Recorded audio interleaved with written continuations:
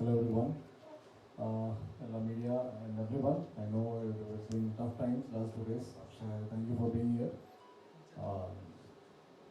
നല്ല group mister എല്ലാവർക്കും ഒരുപാട് നന്ദി.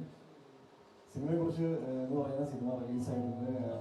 Best feedbacks as an actor, as a producer, ഒരുപാട് പോസിറ്റീവായ വളരെ എൻകറേജിങ് ആയ ഫീഡ്ബാക്കുകളാണ് ഇപ്പോൾ ഇതുവരെ കിട്ടിക്കൊണ്ടിരുന്നത്.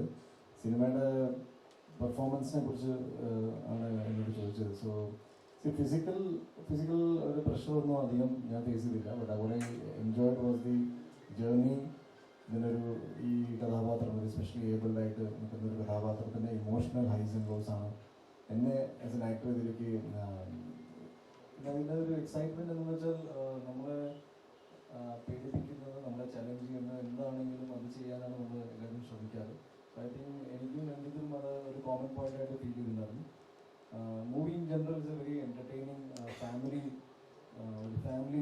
സിനിമ എന്ന് തന്നെ പറയാം. കുട്ടികൾക്കും ഫാമിലീസിനും ഒരേപോലെ എൻജോയ് ചെയ്യാൻ പറ്റുന്ന ഒരു സിനിമയായിട്ടാണ് നമ്മൾ ജയഗണേഷിനെ കൺസീവ് ചെയ്തത്. അതർവൈസ് ഒരുപാട് സന്തോഷമുണ്ട്. ഇത് നല്ലൊരു സിനിമ ചെയ്യാൻ സാധിച്ചതിൽ ഒരുപാട് സന്തോഷമുണ്ട്. എല്ലാവർക്കും നമസ്കാരം. ഉണ്ണി പറഞ്ഞ തന്നെയാണ് ഈ സിനിമയിൽ ബേസിക്കലി എൻ്റെ ഒരു ആഗ്രഹം എന്ന് പറയുന്നത് ഇപ്പോഴത്തെ തലമുറയിലെ കുട്ടികൾക്ക് വേണ്ടിയിട്ട് അവർക്ക് കണക്ട് ചെയ്യുന്നൊരു സിനിമ ചെയ്യാൻ പറ്റുമോ എന്നുള്ളതായിരുന്നു ഇതിൻ്റെ പുറകിലുള്ള ശ്രമം എന്ന് പറയുന്നത്.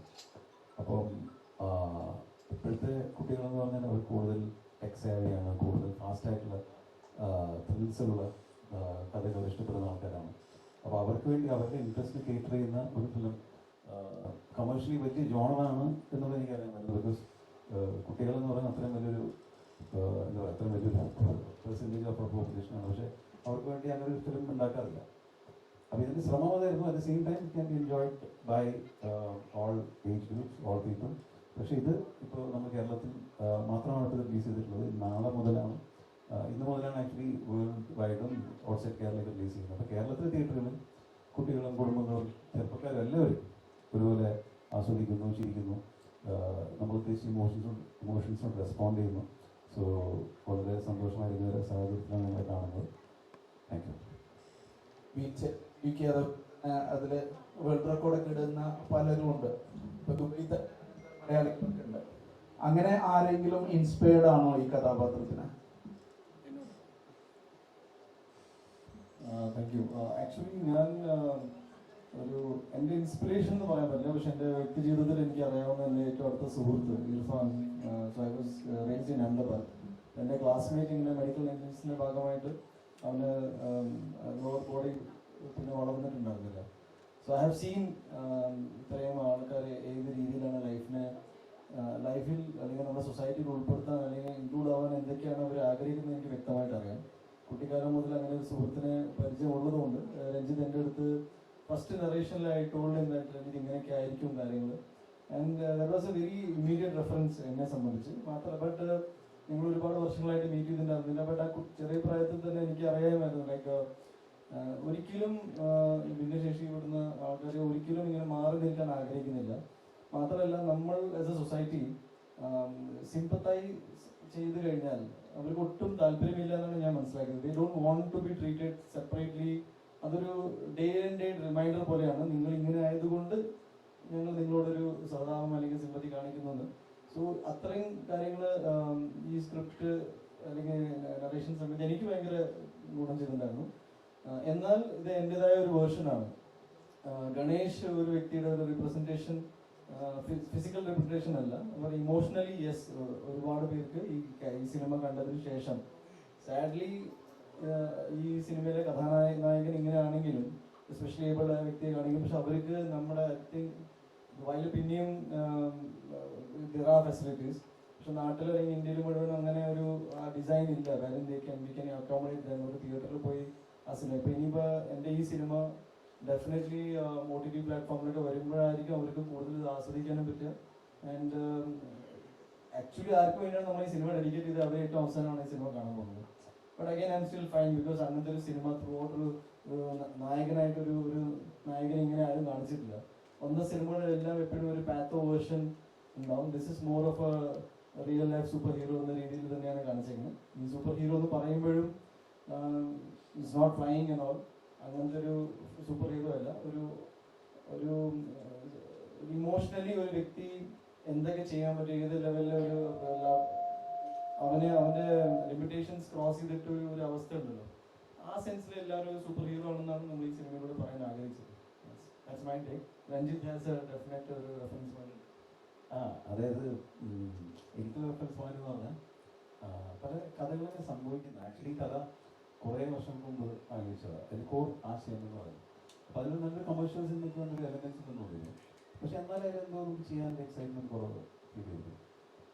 അങ്ങനെ ഞാനിപ്പോൾ ഒരു സിനിമ ചെയ്യാമെന്ന് ആലോചിച്ച സമയത്ത് ഇങ്ങനെ ഒരു കമേഴ്ഷ്യൽ സിനിമ ചെയ്യാം, അപ്പോൾ അതിന് പറ്റുന്ന പൊട്ടൻഷ്യലി 3-4 കഥകൾ ആലോചിച്ചുകൊണ്ടിരുന്ന സമയത്താണ് ഞാൻ രാവിലെ ജിമ്മിൽ പോകുന്ന വഴിക്ക് റെഗുലർലി വീൽ ചെയറുകളെ കാണാൻ തുടങ്ങി.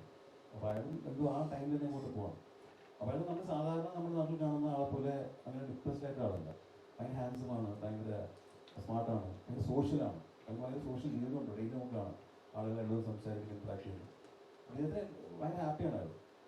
അപ്പോൾ ഇദ്ദേഹത്തിനെ റെഗുലർലി കാണാൻ തുടങ്ങിയപ്പോൾ ആണ് എനിക്ക് ഫീൽ ചെയ്തത് ഈ ക്യാരക്ടറിനെ ഇങ്ങനെ ആക്കിയാലോ. അപ്പോൾ script was written properly for a normal person. അപ്പോൾ ഇങ്ങനെ ആക്കുക എന്ന് പറയുമ്പോൾ തന്നെ എവറിഥിങ് ബിക്കംസ് സോ കോംപ്ലിക്കേറ്റഡ്. ഇത് അഭിനയിക്കുന്നതൊന്ന്, രണ്ട് ഇത് എങ്ങനെ എൻഗേജിങ് ആക്കാം. ഇങ്ങനെ ഒരു സ്റ്റേജിലേക്ക് ആൾക്ക് കയറാൻ പറ്റില്ല. അല്ലെങ്കിൽ ഇവിടെ നിന്ന് ഇറങ്ങി അങ്ങോട്ട് പോവുകയോ വരികയോ, ഇത് ദുബായ് പോയ സ്ഥലത്ത് പോലും ബുദ്ധിമുട്ടാണ്. അപ്പോൾ അത് കൂടുതൽ എക്സൈറ്റിംഗ് ആയിട്ട് തോന്നി. അയാൾ കൂടിയിട്ട് ഒരു ചായ ഉണ്ടായിരുന്നു. അങ്ങനെയൊക്കെയാണ് അത് സംഭവിച്ചത്.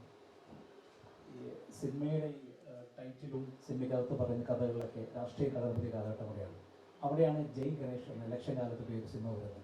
തീർച്ചയായിട്ടും ഒരു ഭീഷണിയോ പേര് ഉണ്ടായിരുന്ന പേരിട്ടപ്പോൾ പ്രത്യേകിച്ച് ഗൾഫ് പോലെ സ്ഥലത്ത് ഈ പേരിന് എന്തെങ്കിലും ബുദ്ധിമുട്ടുകൾ എന്ന് പ്രതീക്ഷിക്കുന്നുണ്ടോ?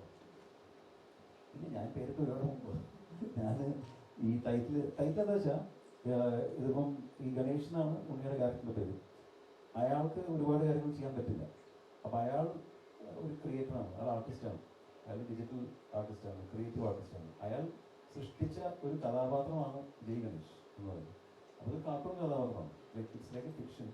ലൈക്ക് ഇപ്പോൾ ഒരു നമ്മൾ ചോട്ടാ ഭീം എന്നൊക്കെ പറയും.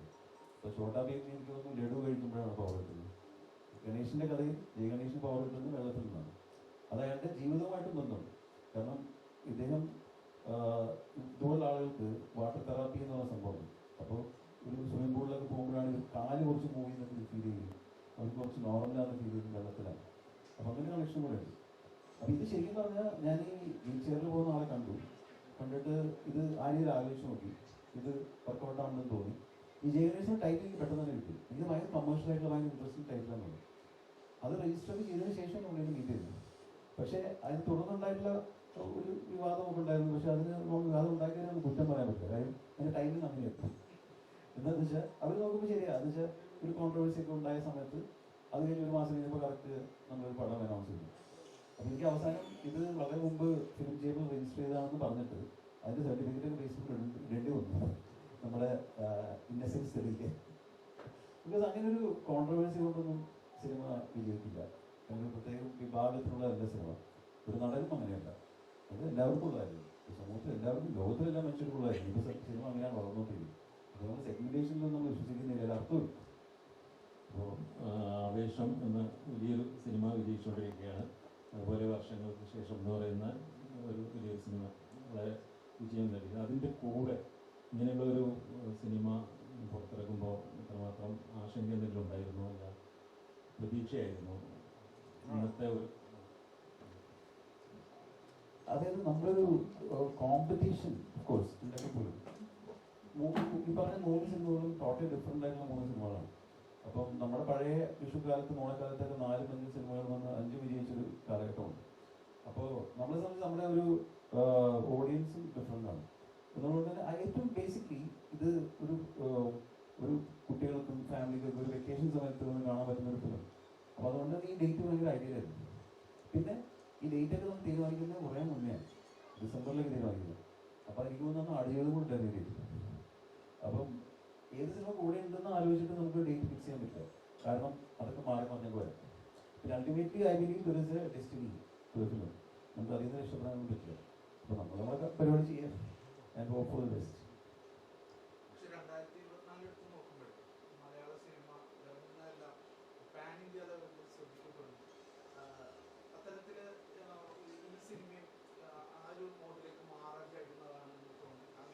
അല്ല, ഇത് നമ്മുടെ ഒരു അൺഫോർച്ചുനേറ്റ്ലി ഒരു പക്ഷേ എത്രയോ സിനിമകൾ ഇറങ്ങി, നിങ്ങൾ പറഞ്ഞ പേര് പോലും നിങ്ങൾക്ക് അറിയില്ല. അതായത് വിജയിച്ച സിനിമയെ കുറിച്ച് മാത്രമാണ് നമ്മൾ പറയുന്നത്. അപ്പോൾ അത് കുറച്ച് നമ്പേഴ്സ് കൂടുതലായതുകൊണ്ട് നമ്മൾ ഇങ്ങനെ സംസാരിക്കുന്നുള്ളതാണ്. ഇറ്റ്സ് വളരെ പാസിംഗ് ഫേസ്. ഇപ്പം ഇതെങ്ങനെയായിരിക്കും, ഇത് ആർക്ക് കണ്ടാൽ ഇഷ്ടപ്പെടും, ആർക്ക് കണ്ടാൽ ഇഷ്ടപ്പെടില്ല നമുക്ക് പറയാൻ പറ്റില്ല. ഞാൻ പറഞ്ഞു നമുക്ക് റിസൾട്ട് ഓറിയൻറ്റഡ് ആയിട്ട് ചെയ്യാൻ പറ്റില്ല. I'm not good at that. ഇപ്പോൾ ഇവിടെ കൈയടിക്കും, ഇങ്ങനെ സംഭവിക്കും, ഇതിങ്ങനെ ബ്ലോക്ക് ബസ്റ്റർ ആവും, അങ്ങനെ എനിക്ക് സിനിമ ഉണ്ടാക്കാൻ അറിയില്ല. അങ്ങനെ ശ്രമിച്ചാൽ എനിക്ക് അതിൻ്റെ കഴിവില്ല. എനിക്കൊരു കഥ പറയാനുണ്ട്, ആ കഥ പറയാനുള്ള ആളുകൾ എൻ്റെ കൂടെ ഉണ്ട്, അവരത് വിശ്വസിക്കുന്നുണ്ടെങ്കിൽ ആ പ്രോസസ്സ് ഉണ്ടല്ലോ, അത് നമ്മുടെ കഴിവിൻ്റെ പരമാവധി ചെയ്യാം. ഈ സിനിമ ജനങ്ങളിലേക്ക് എത്തിക്കാൻ നമ്മുടെ പരമാവധി കഴിയുന്ന മാർക്കറ്റിംഗ് നമുക്ക് ചെയ്യാം. ഇതിനെക്കുറിച്ച് ഹെൽപ്ലെസ്, നമ്മുടെ കൺട്രോളല്ല ഈ സംഭവം. അപ്പോൾ ഇത് പാനിന്ത്യനാവുമോ അല്ലെങ്കിൽ അവരെ ആസ്വദിക്കുമല്ലോ നമുക്കറിയില്ല. പിന്നെ ഇപ്പോൾ നമ്മളിപ്പോൾ കാണുന്ന കാഴ്ച എന്ന് പറയുന്നത് ഈ പറയുന്ന പാനിന്ത്യനാവുന്ന സിനിമകൾ അങ്ങനെ ചിന്തിച്ചിട്ടുള്ള സിനിമകളേ അല്ല. It's totally unprecedented. അല്ലെങ്കിൽ പാനിന്ത്യനാവണം എന്ന് പ്ലാൻ ചെയ്ത സിനിമകൾ ആവുന്നില്ല. അപ്പോൾ ഇതും നമ്മുടെ കയ്യിലുള്ള കാര്യങ്ങളല്ല. നമുക്ക് സിനിമ ഉണ്ടാക്കുമ്പോൾ അത് പറ്റില്ല. Trend is extremely positive. കാരണം ജനങ്ങൾ തിയേറ്ററിലേക്ക് വരുന്നുണ്ട്, അവർ സിനിമ കാണുന്നുണ്ട് എന്ന് പറയുന്നത് ഭയങ്കര ഒരു പോസിറ്റീവ് കാര്യം തന്നെയാണ്. അത് എല്ലാ കാലത്തും ഉണ്ടായിരുന്നു. ഇപ്പോൾ കുറേ സിനിമകൾ ഒരുമിച്ച് വന്നതുകൊണ്ട് ആയിരിക്കാം. ജനങ്ങൾ എനിക്ക് എപ്പോഴും തോന്നിയിട്ടുള്ളത് അവർക്കൊരു നല്ല പ്രൊഡക്റ്റ് കൊടുത്തു കഴിഞ്ഞാൽ അവരത് തിരസ്കരിക്കില്ല എന്നുള്ളതാണ്. അതിന് മാഗ്നിറ്റ്യൂഡ് ഓഫ് സക്സസ് നമുക്ക് പറയാൻ പറ്റില്ല, പക്ഷെ അത് പരാജയപ്പെടില്ല എന്നുള്ള വിശ്വാസം എനിക്കുണ്ട്. നമ്മളൊരു നല്ലൊരു തിയേറ്ററിൽ കണ്ടവരെ എൻഗേജ് ചെയ്യുന്ന ഒരു സിനിമ കൊടുത്തു കഴിഞ്ഞാൽ അത് അവർ പരാജയപ്പെടുത്തി കഴിഞ്ഞാൽ നമ്മുടെ കോൺഫിഡൻസ് കുറയും. അങ്ങനെ സംഭവിച്ചതായിട്ട് എൻ്റെ അറിവില്ല. അത് ജനങ്ങൾ, പ്രത്യേകിച്ച് മലയാളികൾ അത് സ്വീകരിച്ചിട്ടുള്ള ചരിത്രമുണ്ട്. അതിൻ്റെ ഒരു മാഗ്നിറ്റ്യൂഡ് ഓഫ് സക്സസ് നമുക്ക് പറയാൻ പറ്റില്ല. അത് ആർക്കും പറയാൻ പറ്റില്ല. അങ്ങനെ അറിഞ്ഞാൽ നമുക്ക് ഭയങ്കര ഇതാണ്. ഇപ്പോൾ നമ്മൾ ഒരുപാട് സിനിമകൾ ഇപ്പോൾ നാളെ റിലീസാണെങ്കിൽ കുറേ ഇൻഡസ്ട്രി എക്സ്പേർട്സ് കണ്ടിട്ട് ഇത് ബ്ലോക്ക് ബസ്റ്റർ എന്ന് പറയുന്ന സിനിമകൾ പിറ്റേ ദിവസം പ്രേക്ഷകർ കണ്ടിട്ട് ഇത്രയും വലിയ ഗ്രൂപ്പ് ഹോൾസ് ഉണ്ടായിരുന്നു അവർ കണ്ടുപിടിക്കും, തിരിച്ചു സംഭവിക്കും. അപ്പോൾ നമുക്ക് അറിയില്ല, അതായത് മാജിക്കൽ സിനിമ. പിന്നീട് സിനിമ മനഃപൂർവ്വം ചില ആളുകൾ പ്രൊമോട്ട് ചെയ്യുകയും മനഃപൂർവ്വം ചില ആളുകൾ ഡീഗ്രേഡ് ചെയ്യുകയും ചെയ്തതായി ശ്രദ്ധയിൽപ്പെട്ടിട്ടുണ്ട്. പലപ്പോഴും സോഷ്യൽ മീഡിയയിൽ കാണുന്നൊരു സംഭവമാണ്. മനഃപൂർവ്വം ചില ആളുകൾ പ്രൊമോട്ട് ചെയ്യുന്ന പോലെയും ചില ആളുകൾ ഡീഗ്രേഡ് ചെയ്യുന്ന പോലെയുമുള്ള പല രീതിയിലുള്ള പോസ്റ്റുകൾ സോഷ്യൽ മീഡിയയിൽ കണ്ടിട്ടുണ്ട്. അങ്ങനെ എന്തെങ്കിലും ശ്രദ്ധയിൽപ്പെട്ടിട്ടുണ്ടോ? എന്താണ് അതിനെക്കുറിച്ച് താങ്കൾ പറയുന്നത്? എന്നെക്കുറിച്ച് സംസാരിക്കാൻ എല്ലാവർക്കും താല്പര്യം ഉണ്ടാവുമെന്ന് ഞാൻ വിശ്വസിക്കുന്നു. അങ്ങനെ മാത്രമേ വിശ്വസിക്കാനേ പറ്റുള്ളൂ. പിന്നെ ഫ്രീ ആയിട്ട് ആരും പ്രൊമോട്ട് ചെയ്ത് തന്നിട്ടില്ല ഇതുവരെ. ഞാൻ പ്രൊഡ്യൂസർ ആയതുകൊണ്ട് എനിക്ക് അതിനെ കണക്കുകൾ അറിയാം കൃത്യമായിട്ട്. പിന്നെ ഡീഗ്രേഡിങ് ആൻഡ് സോ കോൾ ഇങ്ങനെ നിങ്ങൾ പറയുന്ന പോലെ ഇതിൻ്റെ കൺട്രോളല്ല. ബേസിക്കലി ഇതൊരു ഫ്രീ സ്പേസിൽ നടക്കുന്ന ഒരുപാട് കാര്യങ്ങളാണ്. ചിലതന്നെ ഞാൻ ഒരു മനുഷ്യനായതുകൊണ്ട് കുറേ കാര്യങ്ങൾ എന്നെ ബാധിക്കും. ഈ അടുത്തായിട്ട് അതൊന്നും എന്നെ അഫക്റ്റ് ചെയ്യാൻ പാടില്ല എന്ന് ഞാൻ എന്നോട് പറഞ്ഞുകൊണ്ടിരിക്കുകയാണ്. എൻ്റെ കൺട്രോളുള്ള കാര്യം പറഞ്ഞാൽ രഞ്ജിത്ത് പറഞ്ഞ പോലെ ഒരു നല്ല കഥ തിരഞ്ഞെടുക്കാൻ നോക്കുക. അതിൽ മാക്സിമം ഇപ്പോൾ എന്നോട് ചോദിക്കുകയാണ് ജയഗണേഷ് എന്ന സിനിമയ്ക്ക് വേണ്ടി ഉണ്ണി 100% കൊടുത്തിട്ടുണ്ടെന്ന് പറഞ്ഞാൽ യെസ്, എനിക്ക് ഒരു സംശയമില്ലാതെ പറയാം. യെസ്, 100% കൊടുക്കുക. സിനിമയെക്കുറിച്ചുള്ള കോൺട്രവേഴ്സീസ് എന്തായിരുന്നു ചോദിച്ചാൽ നിങ്ങൾക്ക് അറിയാം. പക്ഷെ ആ സിനിമ റിലീസായി കഴിഞ്ഞു. അതിൽ ഒരു വിഭാഗത്തിന് വേണ്ടിയിട്ടോ അല്ലെങ്കിൽ ഒരു മതത്തെ സപ്പോർട്ട് ചെയ്തിട്ടോ അല്ലെങ്കിൽ ഒരു പൊളിറ്റിക്കൽ പാർട്ടിനെ സപ്പോർട്ട് ചെയ്തിട്ട് എന്തെങ്കിലും ഒരു ഡയലോഗ് പോലും ഉണ്ടെങ്കിൽ ഞാൻ നാളെ പരിപാടി അവസാനിക്കും. അപ്പം ഞാൻ മനസ്സിലാക്കിയതെന്ന് വെച്ചാൽ ഒരു മേ ബി ഞാൻ ഈ ട്രെൻഡ് എന്ന് പറഞ്ഞില്ല, ഇപ്പം സിനിമ എല്ലാവരും തിയേറ്ററിൽ വരുന്നുണ്ട്. ഇപ്പം ഈ കഴിഞ്ഞ കുറച്ച് ദിവസങ്ങളിൽ ഉണ്ണിമുന്നും കുറച്ച് ട്രെൻഡിലാണ്. അതിനെക്കുറിച്ച് പറഞ്ഞ രസമുണ്ടെന്ന് പറഞ്ഞാൽ എല്ലാവരും അങ്ങോട്ടും ഇങ്ങോട്ടും സംസാരിക്കുന്നു എന്നല്ലാതെ കുറേ വലിയ വലിയ മീഡിയ ഹൗസസ് സംസാരിക്കാറുണ്ട്, മണിക്കൂറോളം എന്നെക്കുറിച്ച് ഷോസ് നടത്താറുണ്ട്. ഞാനിങ്ങനെ ഇരുന്ന് കേൾക്കും, ബിക്കോസ് ഞാൻ എന്നെക്കുറിച്ച് ഒരുപാട് കാര്യങ്ങൾ ഇല്ലാത്ത കാര്യങ്ങൾ കേട്ടുകൊണ്ടിരിക്കുകയാണ്. So basically it's more of a phase. എൻ്റെ കരിയറിൽ ഞാൻ അല്ലെങ്കിൽ ഒരു നടൻ ഒരിക്കലും ഫേസ് ചെയ്യാൻ പാടില്ലാത്ത ഒരു അനുഭവം എന്ന് മാത്രമേ. ചിലപ്പോൾ എൻ്റെ സിനിമ പോസിറ്റീവായിട്ട് അഫക്റ്റ് ചെയ്യുന്നുണ്ടാവും, ചിലപ്പോൾ നെഗറ്റീവായിട്ട് അഫക്റ്റ് ചെയ്യുന്നുണ്ടാവും. ഇതൊന്നും എൻ്റെ കൺട്രോൾ ഇല്ലാത്തത് കൊണ്ട് ഞാൻ ഒന്നും ചെയ്യാറില്ല. എൻ്റെ കൺട്രോൾ നല്ല. ഇപ്പോൾ രഞ്ജിത് ശങ്കർ എൻ്റെ അടുത്തൊരു കഥ പറഞ്ഞു, എനിക്കത് ഭയങ്കര ജെന്യൂനായിട്ട് കഥയെ തോന്നിയപ്പോൾ ഞാനത് എൻ്റെ പിന്നെ വ്യക്തി ജീവിതത്തിൽ എനിക്കൊരു അനുഭവമുണ്ട്. മാക്സിമം ഒരു നടന് ഇത്രയേ ഉള്ളൂ, ഒരു എക്സ്പീരിയൻസസും പിന്നെ ചാലഞ്ച് ഏറ്റെടുക്കാനുള്ളൊരു ആറ്റിറ്റ്യൂഡ്. ഈ രണ്ടും നമ്മൾ കയ്യിലുള്ളതുകൊണ്ട് ഈ സിനിമ ചെയ്യാമെന്ന് തീരുമാനിച്ചു. കൂടുതൽ നന്നാക്കി ചെയ്യാൻ വേണ്ടിയിട്ടാണ് രഞ്ജിത്ത് പിന്നെ പറഞ്ഞാൽ പ്രൊഡ്യൂസ് ചെയ്യാമെന്ന്. ബിക്കോസ് ക്വാളിറ്റി കൺട്രോൾ ഉണ്ടാവും. You see the quality of this film is top notch. ഇതിനുശേഷം പിന്നെ ഞാൻ എന്താ വിചാരിച്ചു, എൻ്റെ സിനിമ ഏറ്റവും നല്ല രീതിയിൽ ഞാൻ പ്രൊമോട്ട് ചെയ്യണം. ഞാൻ ഇറങ്ങി പ്രൊമോട്ട് ചെയ്യാൻ വിശ്വസിക്കുന്ന ഒരാളാണ്. ഇത് നിങ്ങളെല്ലാവരും ബിസിയാണ്. ഈ കൂട്ടത്തിൽ എൻ്റെ സിനിമ ഉണ്ടെന്ന് പറഞ്ഞു. നിങ്ങൾ പറഞ്ഞ പോലെ കോമ്പറ്റീഷൻ വലിയ സിനിമകളുണ്ട്. ഞാൻ എൻ്റെ സിനിമയെ വലുതാക്കുന്നത് അതിൻ്റെ ആശയമാണ് എന്ന രീതിയിൽ ബജറ്റ് ഒരിക്കലും സിനിമയെ വലുതാക്കാറില്ല. ഇപ്പോൾ വലിയ വലിയ ബജറ്റിൽ ഇറങ്ങുന്ന സിനിമകളും ഈ പറഞ്ഞ പോലെ ഡെസ്റ്റിനി എന്താണെന്ന് അറിയില്ല. ഐഡിയ ഇസ് മോർ ഇമ്പോർട്ടൻ്റ് എന്ന് വിശ്വസിച്ച് മുന്നോട്ട് പോകാൻ ആഗ്രഹിക്കുന്ന ഒരാളാണ് ഞാൻ. ഔട്ട്സൈഡ് കൺട്രോളിൽ ഇല്ലാത്ത കാര്യങ്ങളെ കുറിച്ച് ഒരു പരിധിക്ക് അപ്പുറത്ത് എനിക്കൊന്നും ചെയ്യാൻ പറ്റില്ല. ഞാൻ ആൾക്കാരെ പരസ്പരം സംസാരിച്ചിട്ട് ഒരു പോയിന്റിലെത്തും. ഇപ്പോൾ ഈ സിനിമ റിലീസായല്ലോ, ഇത്രയും വലിയ കോൺട്രവേഴ്സി ഉണ്ടാക്കേണ്ട സിനിമയാണ്. 7 ദിവസമായി, ഇപ്പോൾ ഇത് 8-9 ദിവസമാണ്. ഇപ്പോൾ GCC റിലീസ് ഉണ്ട്. പിന്നെ GCCയിൽ ഇന്ന പേരിലുള്ള സിനിമ റിലീസ് ചെയ്യാൻ പാടില്ല അങ്ങനെയൊന്നും. Because I feel it is the most welcoming country, welcoming ആൾക്കാരാണ് ഇവിടുത്തെ. എന്തുകൊണ്ട് ഞാൻ ഒരു പേരിന്റെ പുറത്ത് ഒരു സിനിമ ഇത്രയും ജഡ്ജ് ചെയ്യപ്പെടുന്നത് നിങ്ങൾ പരസ്പരം ചിന്തിക്കേണ്ടതാണ്. ഇത്രയും പ്രൊപ്പഗണ്ടാസ് ഉണ്ടാക്കുന്ന ആൾക്കാരെ കണ്ടുപിടിച്ച് മുന്നിൽ സൊസൈറ്റിയുടെ മുന്നിൽ കൊണ്ടുവരേണ്ടത് നിങ്ങളൊക്കെയാണ്. ഞാനൊരു വെറും ഒരു നടൻ, ലിറ്ററലി ഒരു പ്രത്യേകിച്ച് അങ്ങനെ സൂപ്പർ പവറൊന്നും ഇല്ലാത്തൊരു നടൻ മാത്രമാണ്. ഒരു നടൻ ഇത്ര ഇമ്പോർട്ടൻസ് കൊടുക്കുന്നത് എന്തിനാണെന്ന് മാത്രം എനിക്ക് മനസ്സിലാവുന്നില്ല. My duty is to just act and perform. എൻ്റെ ആക്ടിങ്ങിനെ കുറിച്ചോ അല്ലെങ്കിൽ എൻ്റെ ചോയ്സ് ഓഫ് സിനിമയെ കുറിച്ച് നിങ്ങൾക്ക് പരാമർശിക്കാം, നല്ലത് ചീത്ത പറയാം, സിനിമ റിവ്യൂ ചെയ്യാം, സിനിമയെ കുറിച്ച് സംസാരിക്കാം. വ്യക്തി ജീവിതത്തിൽ പോയിട്ട് എൻ്റെ ഇഷ്ടങ്ങളെ കുറിച്ചൊക്കെ സംസാരിച്ച് അതൊരു വിവാദമാക്കി മാറ്റി അവസാനം സിനിമ റിലീസായതിനു ശേഷം 8 ദിവസമായി ഞാൻ എപ്പോഴും ഞാൻ ഒന്ന് റിലീസ് തൊട്ട് ഞാൻ വെയിറ്റ് ചെയ്യായിരുന്നു. ആരെങ്കിലും ഒരാൾ എൻ്റെ അടുത്ത് ഒന്ന് കണ്ടില്ല, ഇങ്ങനെ നിങ്ങളുടെ പ്രൊപ്പഗണ്ട നിങ്ങൾ പിടിച്ചു എന്ന്. അങ്ങനെയൊന്നും ഉണ്ടായിട്ടില്ല. So it's just it's a phase that I have to go through. കുറച്ച് കഴിഞ്ഞാൽ വേറൊരു ഉണ്ണിമൂന്നിനെ കണ്ടുപിടിക്കും, അതിലേക്ക് പോകും. നോക്കോ, ഒരു ഐ തിങ്ക് 2 more years. അല്ല, പക്ഷേ അതിൽ മറ്റൊരു കാര്യമല്ലേ, ഹൈലി പൊളിറ്റിക്കലി ഇൻഫ്ലുവൻസ്ഡ് ആയിട്ടുള്ള ഒരു സംസ്ഥാനമാണ് കേരളം. അതുകൊണ്ട് തന്നെ ഓരോരുത്തരുടെയും നിലപാടുകൾ ഇടകീറി പരിശോധിക്കുന്ന ഒരു സൊസൈറ്റിയാണ് നമ്മുടേത്. താങ്കളുടെ പലപ്പോഴുമുള്ള നിലപാടുകൾ ഈ ഒരു പരാമർശങ്ങൾക്ക് അല്ലെങ്കിൽ ഈ ഒരു ആക്ഷേപങ്ങൾക്ക് അതുപോലെ തന്നെ സപ്പോർട്ടിന് കാരണമായിട്ടില്ല? എന്നേക്കാളും മുന്നേ ഇതിന് ഞാൻ പൊളിറ്റിക്കൽ നിലപാടുകൾ ഏതാണ് എടുത്തതെന്ന് എനിക്കറിയില്ല. നിങ്ങൾ ഏതെങ്കിലും ചൂണ്ടിക്കാണിച്ചാൽ അതിനെക്കുറിച്ച് വ്യക്തമായിട്ട് മറുപടി പറയാം. ഇനിയല്ല, പൊളിറ്റിക്കൽ റാലീസിലും പൊളിറ്റിക്കൽ പാർട്ടിയുമായിട്ട് കൂടെ നിൽക്കുന്ന സുപ്രധാരങ്ങൾ വരെ ഉണ്ട്. ഉണ്ണിമൂന്നിന് ആദ്യമായിട്ടാണ് ഞാൻ എന്ത് പറഞ്ഞെന്ന് എനിക്കറിയില്ല. ഞാൻ ആകെ ഇത് ഈ കോൺട്രവേഴ്സിയിൽ പെട്ടത് ഇന്ത്യൻ പ്രധാനമന്ത്രി കാണാൻ വിളിച്ചപ്പോൾ ഞാൻ പോയി. നിങ്ങളെ വിളിച്ചാൽ നിങ്ങളും പോകും. നിങ്ങൾ ഇനിയിപ്പോൾ നിങ്ങൾക്ക് ആ പാർട്ടിയുമായിട്ടും അല്ലെങ്കിൽ ആ വ്യക്തിയുമായിട്ട് താല്പര്യം നിങ്ങൾക്ക് പോകേണ്ടി വരും. ഇപ്പോൾ വിളിച്ച ആൾ പ്രധാനമന്ത്രിയാണ്. സെക്കൻഡ്, ഞാൻ ഒരു രീതിയിലും ഒരു സ്ഥലത്തും ഒരു പൊളിറ്റിക്കൽ സ്റ്റേറ്റും പറഞ്ഞിട്ടില്ല. നിങ്ങൾക്ക് വേണമെങ്കിൽ യു ക്യാൻ സ്കൗട്ട് എനിവേ. പക്ഷെ ഞാൻ വേറെ കാര്യം പറയാം. പൊളിറ്റിക്കൽ സ്റ്റേറ്റ്മെന്റ് പറഞ്ഞ ആൾക്കാരും പൊളിറ്റിക്കൽ പാർട്ടിയുമായിട്ട് സൗഹൃദമുള്ള ആൾക്കാരും അത്ര നടന്മാരുണ്ടെങ്കിൽ നിങ്ങൾക്ക് അവരുടെ പേര് ഇപ്പം എടുക്കാൻ പറ്റുമോ? പറ്റില്ല. ബിക്കോസ് നിങ്ങൾക്ക് അത്ര വലിയ വലിയ ആൾക്കാരുമായിട്ട് ഏറ്റുമുട്ടാൻ ആർക്കും പറ്റില്ല. ഒരു ഉണ്ണിമൂന്നിനെ കിട്ടി, ഉണ്ണിമൂന്നൻ ചോദിക്കുന്ന ചോദ്യങ്ങൾക്ക് മറുപടി തരുന്നുണ്ട്. ഇതെല്ലാം കേൾക്കാൻ രസമുണ്ട്. അതിങ്ങനെ കേട്ട് കോൺട്രവേഴ്സി ആവുന്നുണ്ട്. ഞാനും പിന്നെ ഓക്കെ, നിങ്ങളൊരു ചോദ്യം ചോദിച്ചു, ഞാൻ നിങ്ങൾക്ക് തരുന്ന മര്യാദയാണ്. I can duck it. പക്ഷെ ഞാനത് അവോയ്ഡ് ചെയ്യുന്ന വെച്ചാൽ എൻ്റെ ഭാഗത്ത് ന്യായമുണ്ട്, ഞാൻ പറയുന്നത് ശരിയാണെന്ന് എനിക്ക് നല്ല പൂർണ്ണമായ ഒരു ബോധ്യമുണ്ട്. ഞാൻ ഇതൊരു പൊളിറ്റിക്കൽ സ്റ്റേറ്റ്മെന്റ് ഒരു പൊളിറ്റിക്കൽ പാർട്ടി റാലിയിലോ അല്ലെങ്കിൽ ഒരു ഇലക്ഷൻ സമയമല്ലേ, എത്ര നടന്മാർ പോയിട്ടുണ്ട്. നമുക്ക് വേണമെങ്കിൽ അങ്ങോട്ട് പറയാം. പക്ഷെ ഇതൊരു ഡിസ്കഷനായി മാറുന്നതിന് എന്തുകൊണ്ടാണെന്ന് എനിക്കറിയില്ല. പിന്നെ ഇങ്ങനത്തെ ചോദ്യങ്ങൾ ഇപ്പൊ നാളത്തെ ഇന്റർവ്യൂയുടെ ഏറ്റവും വലിയ ഇപ്പൊ ഈ ഇന്റർവ്യൂ ഉണ്ട്. ഇതിനിപ്പോ ഹൈ പോയിന്റ് ഈ പറഞ്ഞ വർത്തമാനം മാത്രമേ ഉണ്ടാവില്ല, എന്റെ സിനിമയുടെ ടോക്ക് ഉണ്ടാവില്ല. അത് ഇതൊക്കെ നിങ്ങൾ തന്നെയാണ് പഠിപ്പിച്ചോ. മീഡിയ ഞാൻ നിങ്ങൾ ചിരിച്ചു, പക്ഷെ ഞാൻ നോക്കാം നാളെ. താരങ്ങളോ സംവിധായകരോ സ്വീകരിക്കുന്ന രാഷ്ട്രീയ നിലപാടുകൾ അല്ലെങ്കിൽ അവർ അറിഞ്ഞോ അറിയാതെയോ പ്രകടിപ്പിക്കുന്ന രാഷ്ട്രീയ നിലപാടുകൾ മലയാളത്തിൽ ഒരു സിനിമയുടെ ജയത്തെയോ പരാജയത്തെയോ നിർണ്ണയിക്കും എന്ന് ഉണ്ണി വ്യക്തിപരമായിട്ട് കരുതുന്നുണ്ടോ? ഇല്ല, എനിക്കങ്ങനെ അഭിപ്രായമൊന്നുമില്ല. ഇതില് മഹിമയുമായിട്ടുള്ള ഒരു കെമിസ്ട്രി നല്ല രീതിയിൽ വർക്കൗട്ട് ആയിട്ടുണ്ട്. അത് ഞാൻ പ്രീവിയസ് ഇന്റർവ്യൂസിൽ നിന്ന് മനസ്സിലാക്കിയ ഒരു കാര്യമാണ്. അപ്പോൾ കുറച്ച് നാളത്തെ ഒരു ബ്രേക്കിന് ശേഷം എങ്ങനെയായിരുന്നു അതിന്റെ ഐസ് ബ്രേക്കിംഗ്? ഇതിൽ മഹിമനെ കാസ്റ്റ് ചെയ്തപ്പോഴത്തേക്കും ഐസ് ബ്രേക്കിംഗ് എങ്ങനെയായിരുന്നു? പ്രൊഫഷണൽ. ഞാൻ ഐസ് ബ്രേക്ക് ചെയ്യാനല്ല സിനിമയിൽ അഭിനയിക്കുന്നത്. അവരുടെ ജോലി വന്ന് അഭിനയിക്കുക എന്ന് മാത്രമാണ്. കൃത്യമായിട്ട് ഡയലോഗ്സ് കൊടുക്കുന്നുണ്ടായിരുന്നു. ഞാൻ ഒരു വ്യക്തിയുമായിട്ട് അല്ലെങ്കിൽ ഇപ്പോൾ അങ്ങനെയല്ല വർക്ക് ചെയ്യുക. പിന്നെ yes, it is always good to have a camaraderie. എന്ന് വെച്ചാൽ ഒരു റിലാക്സ്ഡ് അറ്റ്മോസ്ഫിയറിൽ വർക്ക് ചെയ്യാൻ എളുപ്പമാണ്. അതർവൈസ് നിങ്ങൾ വിചാരിക്കുന്ന പോലെ ഐസ് ബ്രേക്കിംഗ് സ്പേസ് ഒന്നും ക്രിയേറ്റ് ചെയ്യാറില്ല. ഇപ്പോൾ അവരും സർവ്വ പ്രൊഫഷണലാണ്, ഞാനും ആണെന്നാണ് വിശ്വാസം.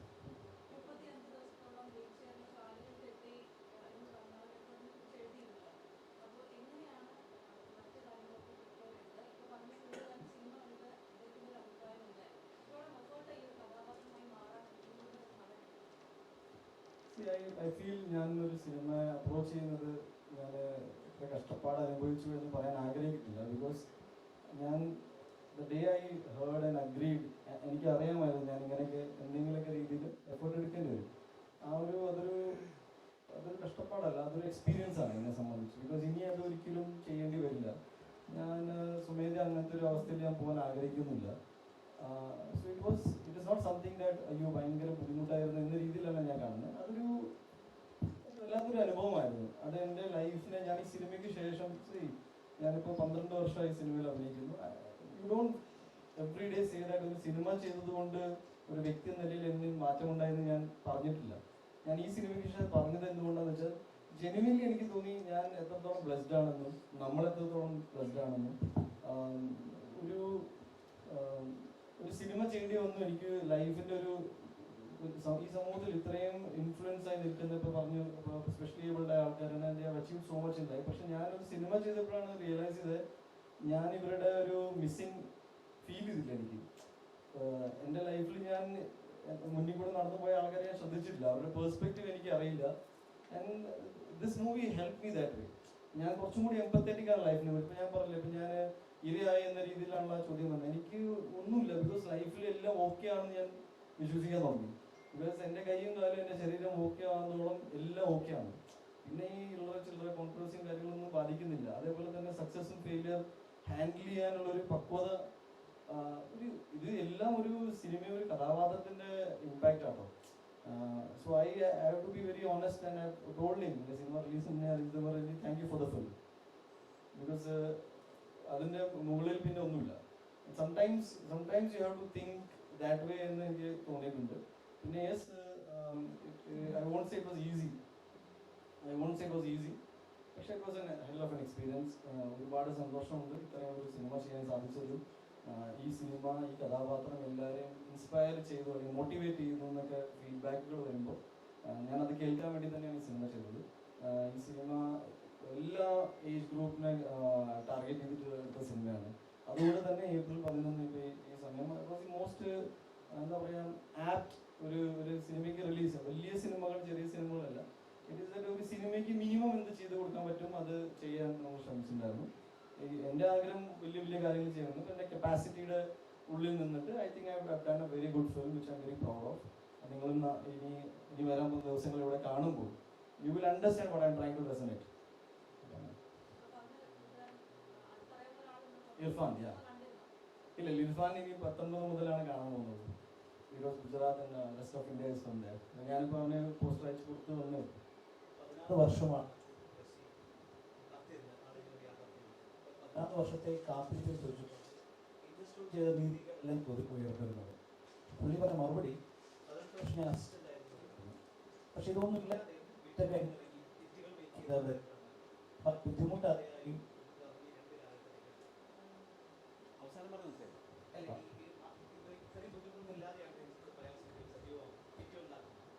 അപ്പൊ ആ രീതിയിലേക്ക് എങ്ങനെയാണ്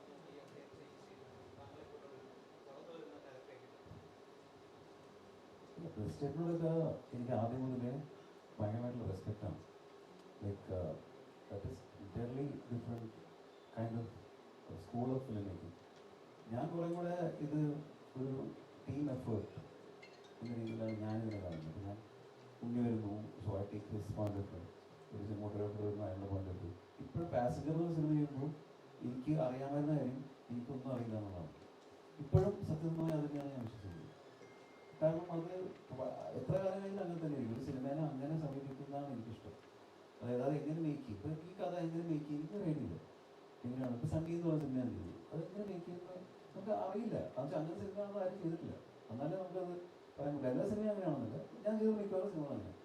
അപ്പോൾ അതുകൊണ്ട് തന്നെ റെഫറൻസ് പോയിന്റ് ഒന്നുമില്ല. ഈ ഒരു വീൽ ചെയറിൽ ഒരു ഹീറോ, ഒരു കമേഴ്ഷ്യൽ ഫിലിം ഞാൻ കണ്ടില്ല ഒരു ഭാഷയിൽ, എൻ്റെ അറിവിൽ, പരിമിതമായ അറിവിൽ.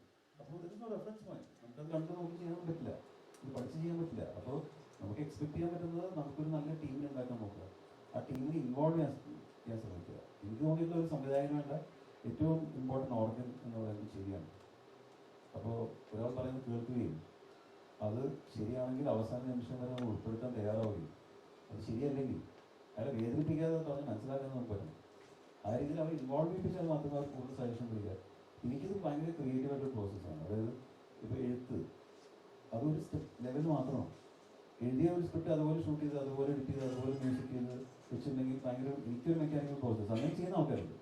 എനിക്ക് എഴുതിയിട്ടുള്ള സ്ക്രിപ്റ്റ് ഷൂട്ടിംഗ് സെറ്റിൽ പോകുമ്പോൾ മൊത്തത്തിൽ മാറാറുണ്ട്. അത് എഡിറ്റിംഗ് ടേബിളിൽ ടോട്ടലി മാറാറുണ്ട്. ഇത് മ്യൂസിക് വരുമ്പോൾ സ്ക്രിപ്റ്റ് മാറാറുണ്ട്. ഞാൻ മ്യൂസിക് കൊണ്ട് എൻഹാൻസ് ചെയ്യുന്നില്ല പറയുന്നത്, സ്ക്രിപ്റ്റ് മാറാറുണ്ട്. മിക്സിംഗ് സ്റ്റേജ് മാറാറുണ്ട്. അപ്പോൾ എനിക്ക് ഓർമ്മയുള്ളത് ഈ സിനിമയിൽ ഫൈനൽ മിക്സിംഗ് കഴിഞ്ഞു, ഉള്ളിക്ക് പോലെ അറിയില്ല. ഞാൻ ട്യൂബിൽ പോയിട്ട് സിനിമ കണ്ടു, ഓക്കെ എന്ന് പറഞ്ഞു. പക്ഷെ ഒരു സാധനം എനിക്ക് ശരിയാവുന്നില്ല. എനിക്കത് എന്തെങ്കിലും ഫിക്സ് ചെയ്യുന്ന സമയമില്ല, ഞായറാഴ്ചയാണ്, ചില ആൾക്കാർ അവൈലബിൾ അല്ല, ഓക്കെ ആണെന്ന് വെച്ചിരുന്നു. എനിക്കത് രാത്രി ഒന്നും ഉറങ്ങാൻ പറ്റില്ല. അപ്പം രാവിലെ എഴുന്നിട്ട് ഒരു ചോദിക്കുകയാണ്. അപ്പോൾ ചോദിച്ചപ്പോൾ ഓക്കെ എന്ന് പറഞ്ഞു. പിറ്റേ ദിവസം ഈ പറഞ്ഞ ഞാൻ ജിമ്മിൽ പോയി ഇത് ത്രെഡ്മില്ലിൽ ഓടിക്കൊണ്ടിരിക്കുന്ന സമയം ഇപ്പോൾ 10 മണി, ഒപ്പം സമയത്ത് ഒരു പരിപാടി ചെയ്യാൻ പറ്റുള്ളൂ. ഞാൻ ത്രെഡ്മില്ലിൽ ഓടി, ഞാൻ ക്യൂബിൽ വിളിച്ച് ക്യൂബിൽ പോയി ഐ മേഡ് എ ചേഞ്ച്. അത് സ്ക്രിപ്റ്റ് ചേഞ്ചാണ്, സിനിമ പ്ലേസ് ചെയ്ത് 2 ദിവസം ചെയ്യുന്നതാണ് ആക്ച്വലി. അപ്പോൾ ഞാൻ ആ പ്രോസസ്സിൽ വിശ്വസിക്കുന്നതാണ്. പിന്നെ ഇതൊക്കെ ശരിയായോ എന്നുള്ളത് നമുക്ക് സിനിമ ഇറങ്ങിയിട്ട് പ്രേക്ഷകർ പറഞ്ഞിട്ട് അറിയാൻ പറ്റും. പക്ഷെ അപ്പം ശരി എന്ന് തോന്നുന്നു ചെയ്യുക, ആ ചെയ്യാനുള്ളൊരു കോൺഫിഡൻസ് നമുക്ക് ഉണ്ടാവുക, ആ കൺട്രോൾ നമുക്ക് ഉണ്ടാവുക. ഇത് രണ്ടും എനിക്ക് ഭയങ്കര ഇമ്പോർട്ടൻ്റ് ആണ്. ഇത് ആരെയാണോ ടാർഗറ്റ് ചെയ്യുന്നത് ആ ഓഡിയൻസ് ഏറ്റവും ലാസ്റ്റ് ആയിരിക്കും ഈ സിനിമ കാണുക എന്നുള്ളത് ഒരു ഫിലിം മേക്കർ എന്നുള്ള നിലയ്ക്കും സോഷ്യൽ ബീയിങ് എന്നുള്ള നിലയ്ക്കും അത്തരം സംഭവം, അത്തരം പരിമിതികൾ, അതായത് നമ്മുടെ ഇൻഫ്രാസ്ട്രക്ചറിന്റെ പരിമിതികൾ, സിനിമാ തിയേറ്ററിന്റെ പരിമിതികൾ അഡ്രസ് ചെയ്യുന്നത്. ഇപ്പോൾ എനിക്കങ്ങനെ പറയാൻ പറ്റില്ല. എന്ന് വെച്ചാൽ ഞാനും ഒരു സിനിമ ചെയ്തതിന് ശേഷമാണ് ഇതിനെക്കുറിച്ച് ഞാൻ സംസാരിക്കുന്നത്. ഇതൊരു കളക്റ്റീവ് എഫേർട്ടാണ്. എൻ്റെ ഏറ്റവും വലിയ ആഗ്രഹം എന്താണെന്ന് വെച്ചാൽ ഈ cinema it's A slow growing മൂവിയാണ്. അതുപോലെ തന്നെ ഇതിൻ്റെ ആഫ്റ്റർ എഫക്ട്സും പതിയെ തന്നെ ആയിരിക്കും എന്ന് ഞാൻ വിശ്വസിക്കുന്നു. പക്ഷേ എന്തെങ്കിലുമൊക്കെ ഉണ്ടാവും. ഇനി ഒരു പുതിയ ഇൻഫ്രാസ്ട്രക്ചർ ഡിസൈൻ ചെയ്യുമ്പോൾ, അല്ലെങ്കിൽ ഒരു പുതിയ കോളനി, അല്ലെങ്കിൽ പുതിയ കൺസ്ട്രക്ഷൻ, അല്ലെങ്കിൽ വലിയ കൺസ്ട്രക്ഷൻ കമ്പനീസൊക്കെ ഇനി ഒരു ഡിസൈൻ പറയുമ്പോൾ they will make an inclusiveness model. അത്രയും നടന്ന ഐ തിങ്ക് ജോബ് തന്നെയാണ്. ബിക്കോസ് ഇത് പെട്ടെന്ന് ഇപ്പോൾ ഇന്ത്യയിലല്ല, കേരളത്തിൽ ഇപ്പോൾ അങ്ങനെ അല്ലെങ്കിൽ വലിയ മാറ്റം വരുത്താൻ പ്രാക്ടിക്കലി പോസിബിൾ അല്ല. പക്ഷെ ഒരു അറ്റംപ്റ്റ് എന്ന രീതിയിൽ ഒരു സിനിമയ്ക്ക് ഉണ്ടാകുന്ന ഇമ്പാക്റ്റ് അങ്ങനെയൊക്കെ ആയിരിക്കണം എന്ന് വിശ്വസിക്കുന്ന ആളാണ് ഞാൻ. അങ്ങനെ ഒരു ഒരു ഒരു ഒരു കൺസ്ട്രക്ഷൻ സംഭവിച്ചാൽ ഐ ബി വെരി ഹാപ്പി. ചെറിയ മാറ്റങ്ങൾ ഒരു സിനിമയിലൂടെ പെട്ടെന്ന് ഇടിച്ചു കയറിയൊന്നും സംഭവിക്കില്ല എന്ന് വിശ്വസിക്കുന്നു. സംഭവിച്ചാൽ സന്തോഷം മാത്രം. ബട്ട് എൻ്റെ ഒരു വ്യക്തിപരമായിട്ടൊരു ആഗ്രഹം അതാണ്.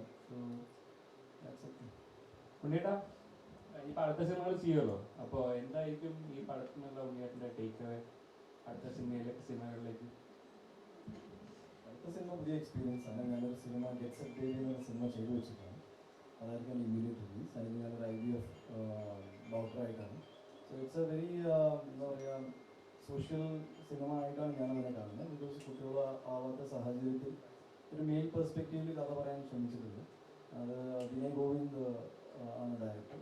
സ്കന്ദ പ്രൊഡക്ഷൻ എൻ്റെ സുഹൃത്തുക്കൾ പ്രൊഡ്യൂസ് സിനിമയാണ്. That's one thing. പിന്നെ ഞാൻ ചെയ്യാൻ ആഗ്രഹിക്കുന്ന ഒരു സിനിമ, ഒരു 7 വർഷത്തെ വലിയ കാത്തിരിപ്പിന് ശേഷം ഒരു out and out action cinema ചെയ്യാൻ പോവാണ്. അത് മെയ് മാസം തുടക്കത്തിൽ തന്നെ ഷൂട്ടിംഗ് തുടങ്ങും. അതിൻ്റെ പേര് മാർക്കോ എന്നാണ്. അത് ഐ തിങ്ക് ആക്ഷൻ സിനിമകൾ കൃത്യമായിട്ട് എൻജോയ് ചെയ്യുന്ന ആൾക്കാർക്ക് അതൊരു വൺ ഓഫ് എക്സ്പീരിയൻസ് ആയിരിക്കും. ടേക്ക് അവേ ഒന്നുമില്ല ഈ സിനിമയിലൂടെ. ഇത് കഴിഞ്ഞ് ഞാനങ്ങനെ ഒരു ഹാങ് ഓവറിൽ നിൽക്കുന്ന ആളല്ല. ഞാൻ മറന്നു ആക്ച്വലി ഗണേഷിന് പണ്ട് റയാനുമായിട്ടുണ്ടായിരുന്ന ഒരു എക്സ്പീരിയൻസ് ഒന്ന് ഷെയർ ചെയ്യാമോ? അതായത് ഒരു ലേണിംഗ് ടേക്ക് അവേ എന്തായിരുന്നു റയാൻ? ഇന്നത്തെ ജനറേഷനിൽ Gen Z is very smart and ഭയങ്കര റെസ്പെക്ട്ഫുൾ ആയിട്ട് സംസാരിക്കുന്ന ഒരു മോനാണ്. അവൻ്റെ ടേക്ക് അവേ റയാൻ്റെ ഭാഗത്ത് മാത്രമല്ല, ഇന്നത്തെ ഇൻ ജനറൽ. ഇപ്പോൾ ഞാൻ മാളകപ്പുറം എന്ന സിനിമയിൽ 2 കുട്ടികളുണ്ടായിരുന്നു. ജയഗണേഷിനൊരു മോനുണ്ട്.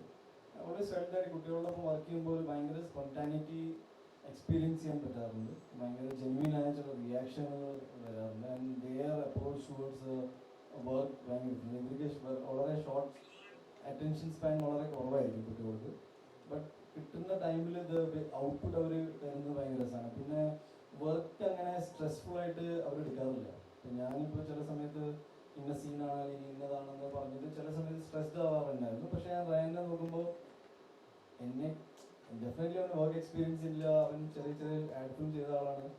പക്ഷേ the way he use to approach scene ഭയങ്കര റിലാക്സ് ആയി. അപ്പോൾ കുട്ടിക്കാലത്ത് ഉണ്ടായ ആ ഒരു എനർജി ഉണ്ടല്ലോ, അത് പിന്നീട് പ്രായം കൂടുന്നതോറും നമ്മളെല്ലാവരും ഭയങ്കര സീരിയസ് ആയിക്കൊണ്ടിരിക്കുകയാണ്. അപ്പോൾ എൻ്റെ കുറേ കാലങ്ങളായിട്ട് ആൾക്കാർ എന്നോട് പറയും, നീ പണ്ടത്തെ പോലെ ചിരിക്കാറില്ല, ഭയങ്കര ഇങ്ങനെ. So it is not a very exercise ചെയ്തിട്ട് I mean I never practiced to be serious. Life hits you and sometimes you become ഒന്ന് റിസർവ്ഡ് ആയി മാറിപ്പോകുന്ന ഒരു അവസ്ഥയാണ്. പക്ഷെ അതിൽ നിന്നൊക്കെ ഇവരൊപ്പം വർക്ക് ചെയ്തപ്പോൾ I want to go back to that space വെറിൻ എനിക്ക് ജോലി എന്നെ ബാധിക്കാത്ത രീതിയിൽ അല്ലെങ്കിൽ എന്നെ ഈ എൻജോയിങ് ദ പ്രോസസ് ഭയങ്കര ഇമ്പോർട്ടൻ്റ്. ഇപ്പോൾ രഞ്ജിത്ത് പറഞ്ഞു ഞാൻ അത് ഈ ഭയങ്കര നിസ്സാരമായിട്ട് പറഞ്ഞു കളഞ്ഞു. ബിക്കോസ് അത് ടെൻഷൻ പിടിക്കുന്ന കാര്യമാണ്. ബിക്കോസ് ക്യൂബിൽ പടം ലോഡാവെന്ന് പറഞ്ഞാൽ ഇറ്റ്സ് ഓൾമോസ്റ്റ് ഗോൺ. അവിടെ കറക്ഷൻ പറയാന്ന് പറഞ്ഞാൽ എല്ലാവരും ടെൻഷൻ. ഇപ്പോൾ അങ്ങനത്തെ ഫോൺ കോൾ പോയിട്ടുണ്ടെങ്കിൽ ആ ടെക്നീഷ്യൻ എല്ലാവരും പുള്ളിനെ രണ്ടും ചെറിയെന്ന് പറഞ്ഞാണ്. പക്ഷെ അത് മാറ്റി വെച്ചു. So what I try to say is that ആ പ്രോസസ് നിങ്ങളെ ഭയങ്കരമായിട്ട് എൻഗേജ് ചെയ്യുന്ന ഒരു അവസ്ഥയുണ്ട്. അതിലേക്ക് എത്തിപ്പെടുക, ആ ഒരു സ്പേസ് ഓഫ് മൈൻഡിൽ പോവുക എന്നൊക്കെ നമുക്ക് ചിലപ്പോൾ കുട്ടികളുടെ ഒപ്പം വർക്ക് ചെയ്യുമ്പോൾ എനിക്ക് ഫീൽ ചെയ്തിട്ടുണ്ട്. ആൻഡ് ഇപ്പോൾ ഗെറ്റ്സ് എ ബേബി എന്ന സിനിമയും അങ്ങനത്തെ ഒരു ഫാമിലി ഓറിയന്റഡ് സിനിമയാണ്. Again I had an opportunity to work with lots of kids. But ഇതൊക്കെയാണ് എനിക്ക് പറയാനുള്ളത്. Otherwise it was a good experience. എനിക്ക് കുട്ടികളുടെ ഒപ്പം വർക്ക് ചെയ്യാൻ പൊതുവേ കുറച്ച് കംഫർട്ടബിൾ ആയിട്ട് എനിക്ക് ഫീൽ ചെയ്തിട്ടുണ്ട്. Easy actually. ഓക്കെ, ഇത് ഡെബ്യൂ ഡിസ്ട്രിബ്യൂഷനും കൂടെ ആണല്ലോ പ്രൊഡക്ഷൻ ഉപരി. അപ്പോൾ എങ്ങനെയായിരുന്നു? സ്ട്രെസ്ഫുൾ ആയിരുന്നോ അതോ? എനിക്ക് മൾട്ടിപ്പിൾ ടാസ്കിങ് ചെയ്യാൻ ഭയങ്കര ഇഷ്ടമാണ്. I enjoy that pressure situation. എനിക്ക് ഭയങ്കര ഇഷ്ടമാണ്. ഐ ഫീൽ ദാറ്റ് ഞാൻ കുറച്ചും കൂടി എൻഗേജ്ഡ് ആയി നിൽക്കുന്ന ഒരു അവസ്ഥ അതാണ്. കൂടുതൽ ഫ്രീ ടൈമിലാണ് കൂടുതൽ ആവശ്യമില്ലാത്ത ടാസ്ക്.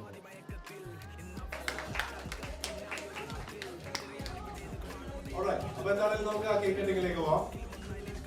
രണ്ടുപേരും ചേർന്ന് കേക്ക് കട്ടിങ്ങിന്റെ സക്സസ് സെലിബ്രേഷൻ നാട്ടിൽ വൻ സക്സസ് ആയി ഓടിക്കൊണ്ടിരിക്കുന്ന ഈ മൂവി ഇനിയും GCCയിലും മറ്റ് ലോകരാജ്യം മൊത്തം വൻ ഹിറ്റാകാൻ പോകുന്നതിന്റെ ആ ഒരു തുടക്കം നമ്മളിവിടെ കുറിക്കുകയാണ്.